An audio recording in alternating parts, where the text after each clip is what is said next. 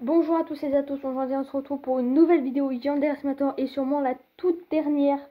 Enfin quand je dis la toute dernière, rassurez-vous, hein, c'est juste que à cause de mon problème sur Yandere Simulator qui n'est toujours pas réglé, les vidéos Yandere Simulator sortiront beaucoup moins. Parce que de base, vous voyez, j'ai prévu plein de vidéos, mais voilà, je suis désolée. Parce que voilà. Alors on va dire peut-être ce sera peut-être la dernière fois ou peut-être avant la mise à jour, une prochaine mise à jour que je dirai ce nom. Ne vous inquiétez pas, je jouerai à d'autres jeux s'il faut. Voilà, c'est prévu dans le programme. Alors on se retrouve pour la toute dernière, la oui, la septième partie de Je lis les informations des personnages de Yandere Simulator. On se retrouve dans la dernière partie, regardez tout ce qu'on a lu. Dites-vous, on a lu tout le monde là. Dites-vous, j'ai survécu à la famille Psycho là. En fait, pas seulement à eux, à tout le monde. Tout le monde avait des longs dialogues. Hein. Du coup, on fait ces dernières ranges là parce que la dernière fois, je vous ai présenté d'autres choses et pour ça qu'on n'a eu pas trop de temps. Alors, on va vraiment pas du tout perdre de temps. Ah, désolé. Excusez-moi. Alors, on va s'y mettre direct, on perd pas de temps. Du coup, on va être... Je disais donc, on commence avec Dosuki Aishi, qui est je ne sais qui. Ah, tiens, 1900... Ah, c'est quand il est plus jeune, attendez, regardez. Eh bah, dis donc, ça change, hein. Voilà, et je vous montre quand même sa partie. Ça, c'était quand elle était... Du coup, je vous ai montré, c'est quand elle était lycéenne. Là, c'est quand elle est adulte. Je sais pas c'est qui, on verra. C'est dans la famille de Aichi, quoi. Du coup, c'est très long. Dosuki Aichi est né en 1950 d'une famille de parents extrêmement riches. La mère de Dosuki occupait un emploi très exigeant qui l'obligeait à voyager fréquemment à l'étranger pendant de longues périodes, ce qui l'a amené à être absente pendant la majeure partie de son enfance. La mère de Dosuki a essayé de compenser ces longues absences en gâtant sa fille autant que possible. Chaque fois qu'elle en avait l'occasion, elle a couvert Dosuki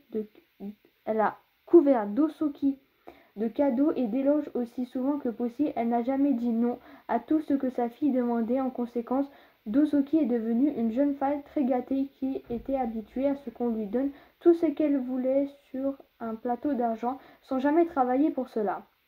Comme tous les autres membres de la ligne Dosuki, et infligé de la condition Aichi, un trouble qui lui fait ressentir une sensation perpétuelle de vide, comme si quelque chose de crucial manquait à sa vie.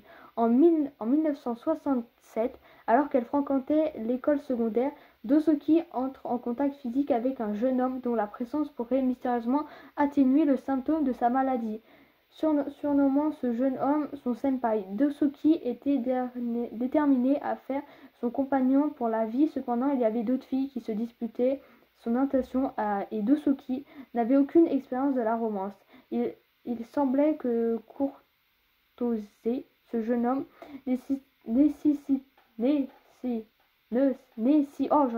nécessiterait un travail acharné, ce à quoi Dosuki était fermement opposé.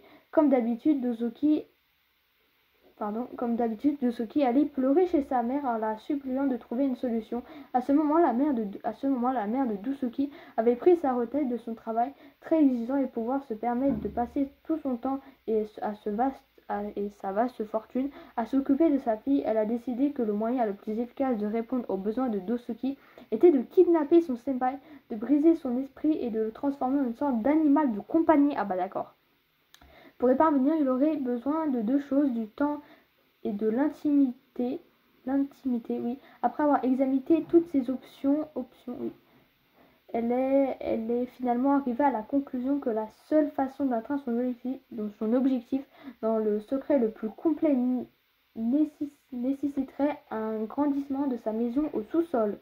Au Japon, les maisons n'ont généralement pas de sous-sol en raison des tremblements de terre, des risques d'inondation ou de préférences culture. Dosuki ne voulait pas que les autorités locales sachent qu'elle ajoutait un sous-sol à sa maison, car il ne serait utilisé que à des fins illégales et pourrait constituer une responsabilité pour elle en cas d'enquête policière. Elle a donc été construite dans le plus grand secret avec l'aide d'étrangers qui étaient grassement payés pour garder le silence sur ce qu'ils construisaient. Malgré les nombreuses difficultés à rencontrer pour accomplir cette tâche, le sous-sol a été construit en l'espace d'un an immédiatement après son achèvement. Le senpai de Dozuki a été kidnappé et emprisonné. Au cours des années 1800, l'un des ancêtres de Dozuki a découvert une technique de torture qui pouvait briser une personne mentalement. La technique n'impliquait pas de douleur physique et serait plus exact de le décrire comme une forme d'hypnose.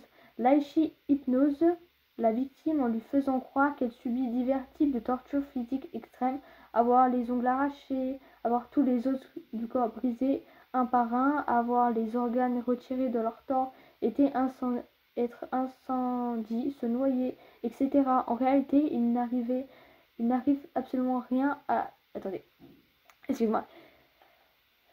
Je parle trop aujourd'hui. Hein. Il n'arrive absolument rien à la victime.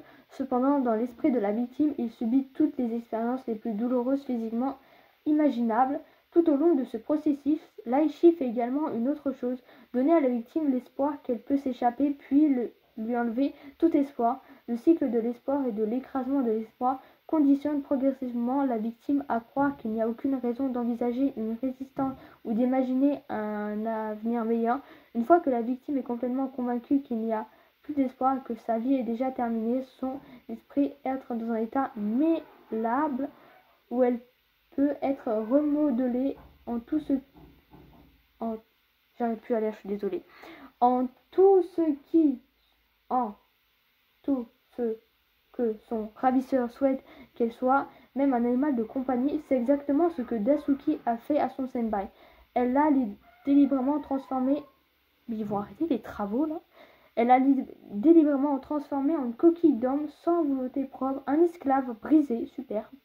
Avec son mari brisé à ses côtés, la vie facile de Dozuki a continué comme avant. Elle vivait aussi égoïstement que possible, comptant sur sa mère aimante pour tous ses besoins et ne travaille jamais un jour de sa vie.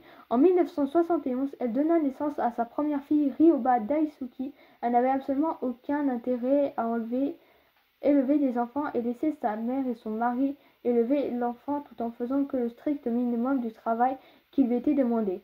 En 1976, elle accouche pour la deuxième et dernière fois. Ryoba, qui en voulait à sa mère d'être paresseuse et égoïste et qui ne voulait pas voir la charge de travail de sa grand-mère augmenter, a pris sur elle et a s'occuper de sa jeune sœur. Pendant de nombreuses années, Daisuke, sa mère et son père et son mari sur ses deux filles ont tous vécu sous le même toit.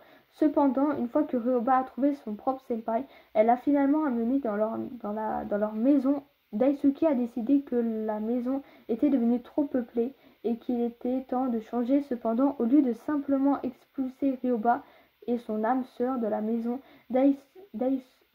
Dosuki a décidé de déménager à Tokyo avec ses parents, son mari et sa fille, et quitta la ville de Burusa, laissant Ryoba et son senpai seuls ensemble dans leur ancienne maison résidence maintenant à Tokyo. Dosuki continue de vivre confortablement et égoïstement. Sa mère âgée s'occupe toujours de tous ses besoins. Rôle, mère négligente, statut vivant, personnalité égoïste, apparence 1989, faiblesse, travail acharné. Waouh! J'ai eu beaucoup de mal. Ouais, en gros, c'est pas bien. C'est une personne pas gentille, elle est égoïste, c'est pas bien. Elle est pas cool. Voilà, pour pas dire d'autres mots, bien sûr. Ensuite, lui, le fan de Magical Girl Miyuki, là, le fou, là. Ouais, vous voyez, lui, le fou, là. Du coup, Sutemi Akada. Oui, désolé pour quand je prononce les noms. Sutemi Akada est un hikikomori, un reclus social qui refuse de poursuivre un emploi ou une éducation et passe ses journées à jouer à des jeux vidéo et à regarder des animes. Ses parents lui permettant à contre-cœur de vivre dans leur maison en tant que parasite. À partir en partie parce qu'ils savent qu'il ne survivra jamais s'ils le mettaient à la porte, et en partie parce qu'ils se sentent responsables de ses défauts.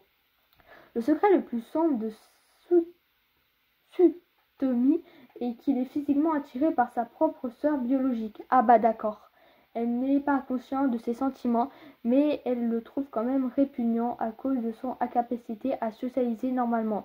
Elle préfère fortement l'éviter en tant que possible, ce qui n'est pas difficile car il passe généralement des semaines entières isolé à l'intérieur de sa chambre, ne sortant que pour utiliser la salle de bain, parce qu'il sait que sa sœur lui interdit de parce qu'il sait que sa sœur lui est interdite. Il a dirigé ses sentiments vers un personnage d'anime populaire nommé nommé Magical Girl Pretty Miyuki, qui ressemble physiquement à sa sœur. Ce qui a commencé comme une appréciation du personnage s'est lentement transformé en une hyperfixation extrême, puis s'est finalement transformé en une obsession psychotique. Il a même transformé toute sa chambre en un sanctuaire pour Miyuki. Un jour, lors d'un voyage pour obtenir de nouveaux produits Miyuki, l'un de ses seuls circonstants qui ont pu le faire quitter sa maison, il a vu Osana Najimi, une jeune femme fréquenter l'académie voisine qui ressemblait étrangement à Miyuki. Il la voyait comme un portail,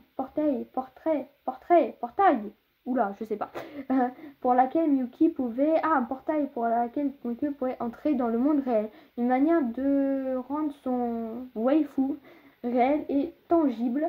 Tsutomu traqua Osana jusqu'à ce qu'il la suivit jusqu'à sa maison, désespéré d'interagir avec elle, mais ne voulait pas le faire en personne. Il contactait le courrier en information connu sous le nom de InfoChan et l'a généreusement payé pour le numéro de téléphone d'Osana. Une fois qu'il l'a eu, il a envoyé des textos sans cesse professant son amour pour elle. Osana était perturbée par ces messages et lui ordonnait d'arrêter en vain.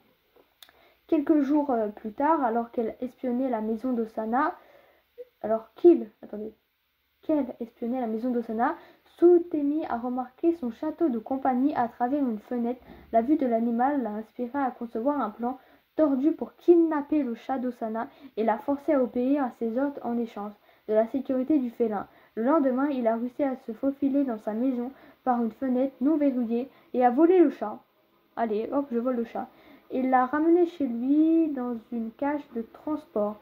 Avec le chat en toute sécurité en sa possession, Tsutomu a convaincu qu'il peut convaincre Osana de la rencontrer, après quoi il la romancerait, la convaincrait d'emménager avec lui et l'habillerait en cosplay Miyuki pour l'éternité. Cependant, il n'a aucune idée de la façon de s'occuper d'un chat, aucun plan si Osana refuse de coopérer et aucune idée de la façon dont il va garder tout cela secret pour ses parents. Il est totalement incapable de percevoir de nombreuses failles à son plan à courte vue, et seul le temps nous dira quel sort lui sera réservé. Excuse-moi. Rôle stalker, statut vivant, personnalité obsessionnelle, apparence semaine 1, faiblesse, déménager et trouver un emploi. D'accord. Oui, bon, lui, on le connaissait déjà. Hein. Ensuite, on a des persos. On a elle, Rei Ando, que je ne connais pas. Propriétaire, boulanger. Oh, mais oui, c'est bon, je vois c'est qui. Et c'est pas la même personne.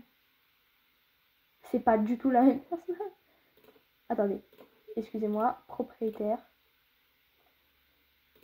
C'est pas la même personne, je suis désolée, c'est pas la même personne. Vous savez, avec Amai et tout, oui, vous savez, avec Amai, c'est comme Osana, elle a un problème avec quelqu'un, bah Amai, elle a un problème avec elle.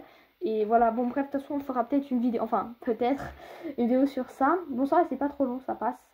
Alors, Rei Ando, la propriétaire de la boulangerie Dark Delight, est obsédée par l'esthétique gothique Lolita et l'intègre dans tous les aspects de sa vie.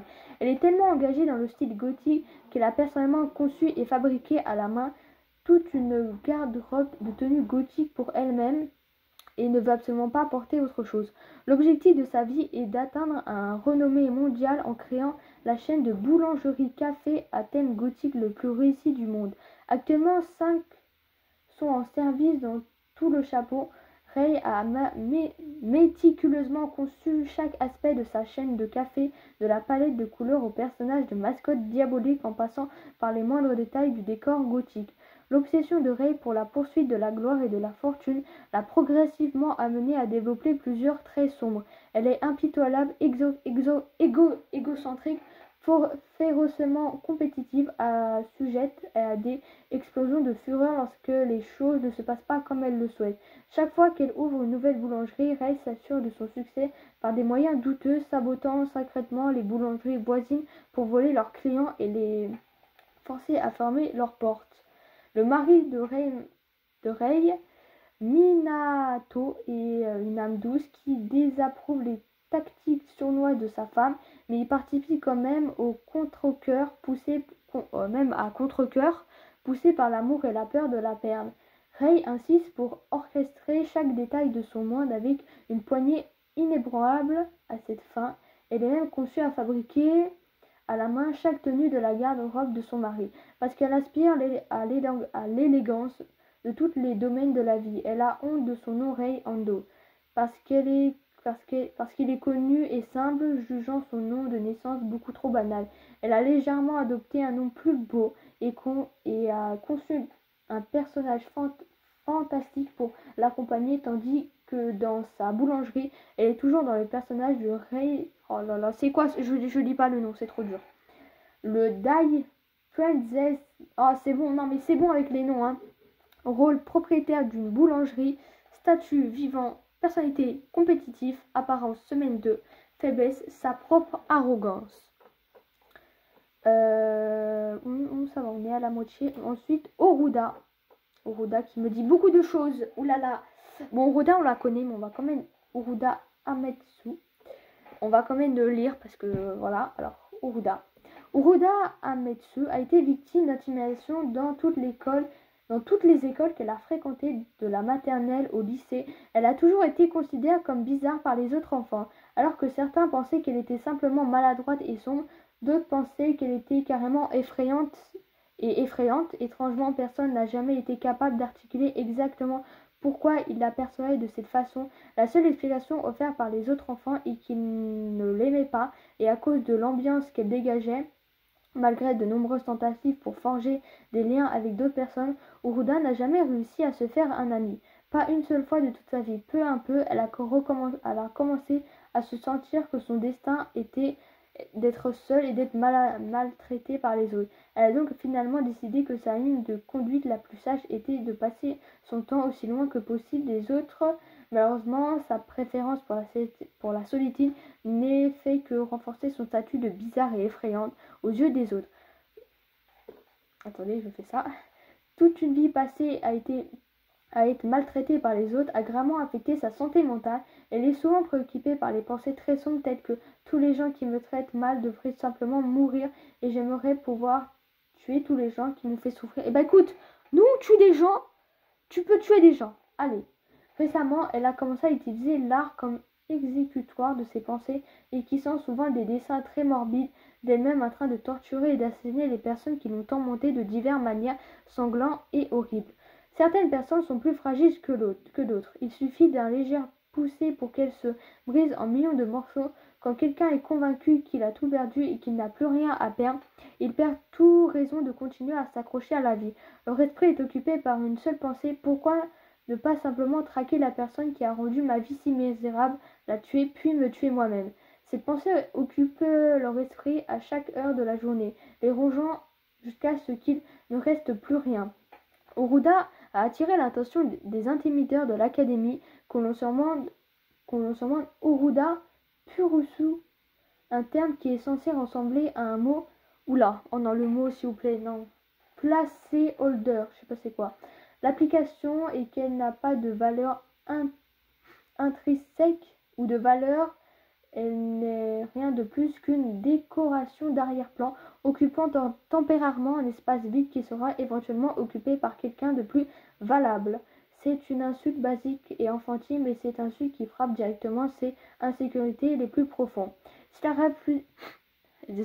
réputation Oruda baisse davantage, il serait ciblé par les brutes de l'académie, et bien qu'elle ne le montre pas extérieurement, elle développera alors un désir ardent de trouver et de tuer la personne responsable de nuire à sa réputation. Dans des circonstances, ces jeunes filles apparemment timides et dociles pourraient se transformer en un missile guidé, déterminant à se venger violemment de la personne qu'elles considèrent comme responsable de ses souffrances, puis s'autodétruire. Oui, il y a une élimination avec elle. En mode, vous baissez la réputation, vous prenez la photo de quelqu'un, vous lui donnez rendez-vous et vous dites c'est cette personne-là qui te fait souffrir. Elle se dit ok, le lendemain, elle tue la personne et elle se tue. Voilà. Rôle. Outil. Statut vivant, personnalité fragile, apparence semaine 1, faiblesse, primadesse. Je sais pas c'est quoi. Ensuite, nous avons banque. La banque. D'accord. Voilà, c'est celui qui nous, c'est celle ou celui qui nous vend les nouilles. Après, on n'aura plus qu'un. Est-ce qu'elle est longue? Oh, vous êtes tous les dents longs, putain. Désolé pour le gros mot, je suis désolée. Je suis pas content. Bon, quand faut y aller, hein. Il n'y a donc pas de livre dans le monde qui cherchait à captiver le lecteur avec des histoires fantastiques d'êtres surnaturels. Ces livres sont largement considérés comme des contes de fées pour divertir les petits enfants, mais en de rares occasions, on pourrait découvrir un livre qui insiste avec insistance le fait que les êtres de cette histoire ne sont pas des inventions de l'imagination humaine, mais ont vraiment existé. Ce type de livre, souvent au détriment de la crédibilité et de la réputation de l'auteur, fait l'affirmation farfelue que l'humanité partage autrefois le monde avec une grande variété de créatures surnaturelles qui existaient au nombre important. Cependant, ces créatures ne pouvaient subsister que de chair humaine, ce qui rendait les coexistences impossibles. Ainsi, les créatures ont été chassées presque jusqu'à l'extinction complète parce que ces créatures surnaturelles se sont désintégrées à la mort et ne reste aucune preuve physique crédible de leur existence, à l'exception d'un petit nombre de peintures contemporaines qui dépendraient de ces créatures et de ces récits écrits de rencontres supposées avec ces créatures qui ont toutes été longuement démystifiées et discréditées par la communauté universelle. Et pourtant, malgré la nature douteuse de ces affirmations, il y a ceux qui choisissent de les croire, les chercheurs occultes, existant un petit nombre rejetés par le reste de la société, consacrant leur vie à la recherche des preuves empiriques de l'existence des démons, des fantômes, des succubes, des vampires et des zombies. Et de toute autre dette surnaturelle, considérant comme fictif par le reste de la société. Selon les légendes auxquelles ces chercheurs croient, ces êtres surnaturels représentaient une telle menace pour l'humanité que des grandes académies ont été construites pour enseigner aux jeunes hommes et aux jeunes femmes les femmes pourquoi jeunes les compétences dont ils auraient besoin pour tuer des monstres, y compris selon certains de véritables sorts magiques comme d'habitude. Il n'y a aucune preuve physique pour soutenir l'idée que ces académies de tueurs monstres ont vraiment existé.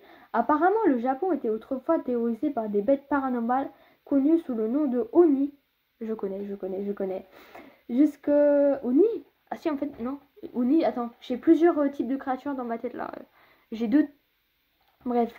Jusque dans les années 1800, lorsqu'une paire de tueurs de monstres d'élites de l'Ouest est arrivée au Japon par des moyens surnaturels est devenue presque à elle seule responsable de l'anéantissement. Oh, j'aurais pu à parler, je suis désolée, je parle un peu du nez là. De toute la population de monstres. Cette affirmation n'est pas prise au sérieux pour la communauté de la recherche occulte qui a trouvé d'innombrables trous dans l'histoire. Indépendamment ce qui est vrai ou faux, il y a une partie de la population, aussi petite soit-elle, qui reste convaincue que non seulement les créatures surnaturelles existent, mais qu'elles se promènent parfois parmi nous, se faisant passer pour des humains.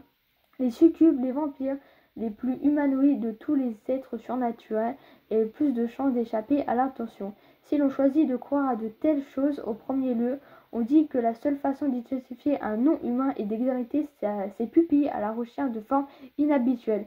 Mais avec la popularité croissante des lentilles de contact cosmétiques de marque Seiko, il est de plus en plus courant pour les gens d'afficher des pupilles de forme inhabituelle, ce qui rend non conventionnel le fait de tenter d'identifier un être surnaturel en montrant simplement la forme des pupilles d'une personne. Les êtres surnaturels ne montrent pas de signes de vieillissement après avoir atteint la maturité. Si une personne ne semble pas vieillir d'un jour au cours de plusieurs décennies, cela pourrait être considéré comme une preuve solide qu'il n'est pas humain. Par conséquent, tout être surnaturel qui vit dans la société humaine tout en se faisant passer pour un humain ne reste généralement pas au même endroit cependant une longue période de temps. Il y a encore beaucoup. Cependant, il y a des exceptions de temps en temps. Un être surnaturel trouvera un endroit dans le monde où il se sentira à l'aise, qu'il ne voudrait plus partir malgré le risque d'être finalement identifié comme un non-humain. Ces êtres sont généralement bénis, capables de subsister sans perdre la vie humaine ou causer de tort aux humains, et donc capables de survivre dans la société humaine sans descendre. Et puis, bien sûr, il y a des exceptions encore plus rares, des êtres qui possèdent la capacité d'utiliser la magie pour charmer les humains en leur faisant penser qu'il n'y a absolument rien de bizarre dans le fait que la dame qui dirige le restaurant de ramen soit restée au même âge au cours des 40 dernières années. Rien de bizarre du tout. Rien de bizarre du tout, hein. Elle se contente probablement de se teinter les cheveux et a une excellente routine de soins de la peau. Encore plus rare, soit les êtres qui démontrent ouvertement la magie aux humains et pourtant ce ne sont jamais identifiés comme non humains. Après tout, pouvez-vous vraiment prouver, au-delà de toute doute raisonnable, que les ramen que vous avez... Excusez-moi, j'étais perturbée. Alors, que les ramen que vous avez obtenus de ces mystérieuses dames sont ce que vous avez donné un rêve, vous avez vu les souvenirs de votre ancêtre. Non, en fait, quand on mange des ramen, des nouilles quoi, des ramen, et ben on a quand on dort, on a des rêves un peu bizarres et tout. Rêve, ou avez-vous vu le souvenir de vos ancêtres? Non, vous ne pouvez pas, il n'y a aucune preuve empirique. Attends, mais je suis perturbée. J'ai l'impression qu'on veut rentrer dans ma chambre là. Et c'est pourquoi, je sais pas qui a réussi à vivre pendant 1525 ans sans être identifié comme non humain. Propriétaire d'un magasin de ramen, statut vivant, personnalité énigmatique, apparence semaine, moins 79 572, faiblesse, acharnement, enchanté. Attendez, armement enchanté. Oula, en fait, c'est un monstre ça. Désolée, là j'ai un peu du mal avec ma voix et tout, là je clame ça actuellement. La dernière personne qui est Anna. Alors Annie. Waouh, ok, je vais vous montrer. La vidéo durera 40 minutes. Hein. Je sais pas c'est qui, j'ai pas regardé, je suis désolée.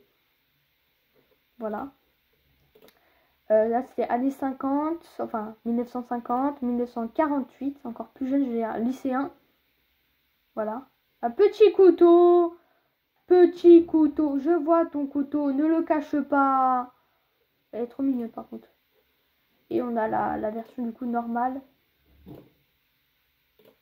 Ah, c'est la version vieille. Oh bah dis donc, ah, bah, ouais. Elle a bien vieilli. Je pensais pas qu'elle était aussi vieille. Hein. Je suis désolée, mais waouh. C'est vraiment elle. Ah oui, elle est super vieille. Ah, c'est une Aichi. Kataba Aichi. Attendez, j'essaye de maîtriser la souris. Née en 1930, Kataba a grandi dans le Japon impérial où son enfance a été façonnée par le propagande c'est quoi ça? Militariste, c'est quoi ça? Nationalisme extrême de la dévastation de la Seconde Guerre mondiale. Elle avait 15 ans à la fin de la guerre et les années d'après-guerre de sa vie ont été dominées par la pauvreté, la faim et la délusion envers son gouvernement et sa nation. En 1948, à l'âge de 18 ans, Kataba est devenue obsédée par un jeune homme de son lycée. Elle désirait avoir une relation avec lui, mais elle a dû faire face à la concurrence de 10 autres filles qu'il poursuivait également après avoir utilisé diverses méthodes, y compris mortelles, pour éliminer ses défis. Pour éliminer ses défis, elle s'est confiée au jeune homme qu'elle aimait et qui a accepté ses sentiments. Cependant, sa joie serait de courte durée. Une fois la guerre terminée, l'intention des États-Unis s'est déplacée vers leur tension croissante avec l'Union soviétique, marquant le début de la guerre froide. Les États-Unis cherchaient à assurer la stabilité dans la région et à empêcher les influences hostiles de gagner du terrain. Pour cette raison et bien d'autres, les États-Unis ont maintenu une présidence au Japon dans les années d'après-guerre. Les agences de renseignement américains, en particulier de Nouvelle Central Intelligence Agency, ont aidé la police japonaise à enquêter sur la mort mystérieuse de la disparition des lycéennes dans le quartier de Kataba. Leur enquête les a finalement amenés à identifier Kataba comme étant le tueur en série qui poursuivait. Cependant, avant d'être jugé, on lui a proposé un marché. Au cours de leur enquête sur le meurtre de Kataba, la CIA a été véritablement impressionnée par son talent remarquable pour commettre divers types de crimes tout en laissant presque aucune trace de ses actes. L'agence a même commencé à percevoir Kataba comme un exemple parfait du type d'agent dont elle avait besoin pour les opérations secrètes. Après avoir attaqué Kataba, s'est vu offrir un pardon pour ses crimes à condition qu'elle accepte de travailler comme un atout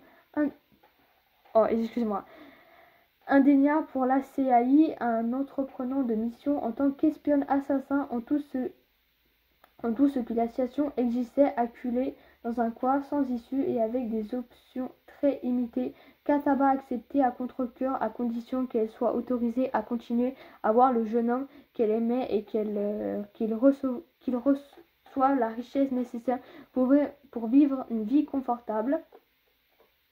Après son recrutement, Kataba a suivi une formation approfondie dans l'appareil de renseignement japonais de la CIA. On lui a enseigné de nouvelles techniques de combat ainsi que des techniques de surveillance, de contre-espionnage, de sabotage et d'assassinat secret. Ses capacités naturelles de tueuse en série ont été affinées jusqu'à ce qu'elle devienne une arme vivante au service de ses nouveaux maîtres. Kataba a été déployée dans la région d'importance stratégique, menant des opérations à haut risque pour s'assurer que la stabilité de la région ne soit pas menacée. En tant que femme, elle a tiré parti des stéréotypes de genre à son avantage, s'infiltrant de manière que les agents masculins ne voyaient pas. Lorsqu'elle est nécessaire, elle est agi comme une séductrice, mais elle est toujours restée fidèle à son mari qui l'attendait patiemment au Japon. Ses missions comprenaient des assassins, de l'espionnage et du sabotage. Elle a éliminé des cibles considérées comme une menace pour ses employeurs, démantelé des réseaux hostiles et recueilli des renseignements sur les opérations militaires à l'étranger. Elle n'aurait pas fait le sale boulot pour la CIA, mais après avoir vécu les horreurs de la guerre tout au long de son enfance, elle était déterminée à faire tout ce qui était à son pouvoir pour maintenir